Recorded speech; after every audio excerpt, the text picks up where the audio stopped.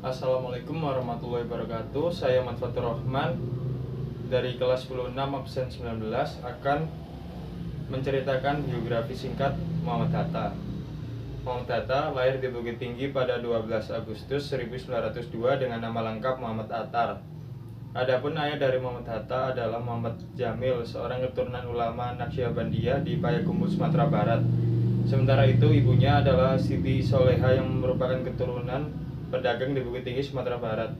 Sejak kecil Muhammad Hatta telah dididik dan dibesarkan dalam lingkungan keluarga yang taat melaksanakan agama Islam. Sebab kakeknya Abdurrahman Batu Hampar merupakan seorang ulama besar. Muhammad Hatta meninggal dunia pada 14 Maret 1900 di Rumah Sakit Cipto Mangunkusumo. Pendidikan Hatta. Ketika Hatta berusia 11 tahun, ia menempuh pendidikan dasar di Sekolah Melayu pada 1913. Ia menamatkan sekolah dasar pada 1916. Setelah itu Hatta melanjutkan pendidikan ke ELS di Padang pada 1915. Ketika berusia 13 tahun, Hatta sebenarnya lulus ujian untuk masuk ke Hogre Burger School yang setara SMA di Jakarta. Hatta melanjutkan pendidikan ke Mulo di Padang hingga lulus pada 1919. Setelah itu, Hatta melanjutkan pendidikan ke HBS hingga lulus dengan hasil sangat baik pada 1921. Hatta kemudian melanjutkan pendidikan ke Rotterdam, Belanda untuk mempelajari ilmu ekonomi di Netherlands Handelshogeschool yang saat ini menjadi Erasmus University. Sejak bersekolah di Padang, Muhammad Hatta sudah aktif berorganisasi. Ia tercatat pernah menjabat sebagai bendahara organisasi Jong Sumateren Bon Cabang Padang. Ketika pindah ke Jakarta, Hatta aktif di Jong Sumateren Bon Pusat dengan menjabat bendahara. Sementara itu, ketika berada di Belanda, Muhammad Hatta tergabung dalam Perhimpunan India pada 1922. Saat itu Hatta menjabat sebagai bendahara. Pemikiran Muhammad Hatta semakin berkembang karena kebiasaannya menghadiri ceramah politik.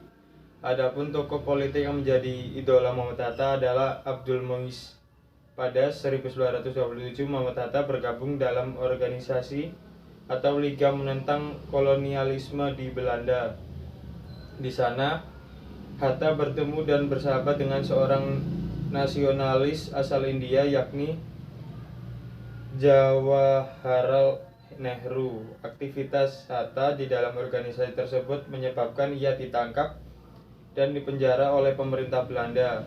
Muhammad Hatta dijebloskan ke penjara dan di Den Haag, Belanda pada 23 September 1927 dan baru dibebaskan pada 22 Maret 1928. Ia berhasil bebas setelah menyampaikan pidato pembelaannya yang dikenal dengan judul Indonesia Free. Muhammad Hatta kembali ke Indonesia pada 1932. Begitu sampai di tanah air, Hatta kemudian bergabung dengan organisasi Klub Pendidikan Nasional Indonesia. Organisasi tersebut bertujuan untuk meningkatkan kesadaran politik rakyat Indonesia melalui berbagai pelatihan.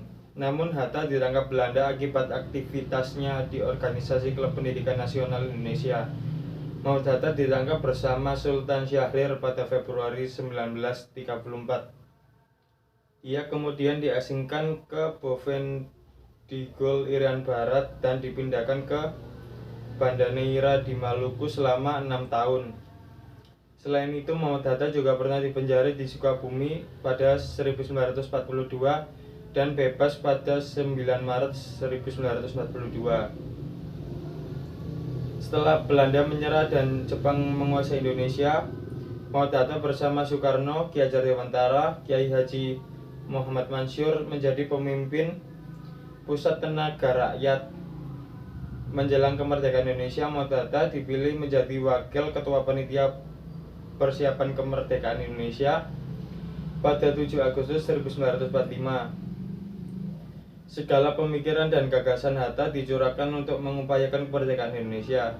Hingga akhirnya pada 17 Agustus 1945 Muhammad Hatta mendampingi Soekarno memproklamasikan kemerdekaan Indonesia. Setelah proklamasi kemerdekaan Indonesia, Muhammad Hatta terpilih menjadi Wakil Presiden pertama Republik Indonesia dengan mendampingi Soekarno yang menjadi Presiden. Muhammad Hatta terpilih menjadi Wakil Presiden melalui sidang PPKI yang digelar di Jakarta pada 18 Agustus 1945. Selain menjadi Wakil Presiden, Muhammad Hatta juga sempat merangkap menjadi Perdana Menteri dan Menteri Pertahanan sejak Januari 1948 hingga Desember 1949. Hatta juga pernah merangkap sebagai Menteri Luar Negeri dalam Kabinet Republik Indonesia Serikat sejak Desember 1949 hingga Agustus 1950.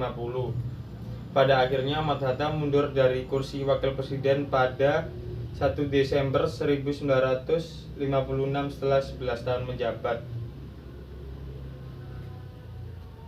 Muhammad Hatta mundur dari jabatan sebagai Wakil Presiden Indonesia karena perbedaan pandangan politik dengan Soekarno. Setelah itu, Hatta lebih sering berada di balik layar dalam kehidupan politik Indonesia. Ia menerbitkan buku Demokrasi Kita untuk mengkritik kebijakan politik Soekarno karena dianggap telah melenceng dari dasar-dasar demokrasi. Muhammad Hatta berada di balik layar dunia politik Indonesia hingga akhir hayatnya. Ia meninggal dunia pada 14 Maret 1900 di Rumah Sakit Cipto Mangunkusumo. Pada 23 Oktober 1986, Muhammad Hatta diberi gelar Pahlawan Proklamator bersama dengan Soekarno melalui keputusan Presiden. Sejumlah kesimpulan yang dapat diteladani dari Muhammad Hatta, salah satunya adalah dedikasi dan semangatnya dalam memperjuangkan kemerdekaan Indonesia. Hatta merupakan salah satu tokoh penting dalam pergerakan kemerdekaan Indonesia yang memiliki visi yang jelas tentang masa depan negaranya.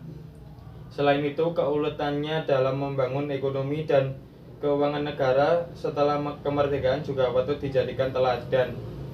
Kejujuran, integritas, dan kepemimpinan yang bijaksana adalah nilai-nilai lain yang dapat dipetik dari perjalanan hidup Muhammad Hatta. Sekian dari saya, Manfatur Rahman. Kurang lebihnya mohon maaf. Wassalamualaikum warahmatullahi wabarakatuh.